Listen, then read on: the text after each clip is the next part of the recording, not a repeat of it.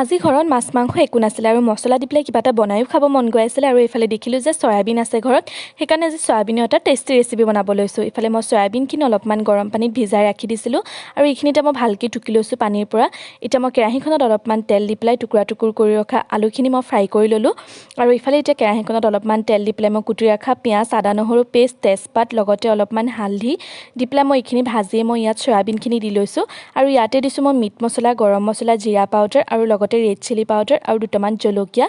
আৰু মই ফ্ৰাই কৰি থোৱা আলুখিনি দি পেলাই এইখিনি এতিয়া মই ভাজি লৈছোঁ আৰু ইয়াত সোৱাদ অনুসৰি নিমখখিনিও দি লৈছোঁ আৰু এইখিনি অলপ টাইম ভাজাৰ পাছতে ইয়াত মই এতিয়া অলপমান পানী দি পেলাই ঢাকনাখন লগাই দিছোঁ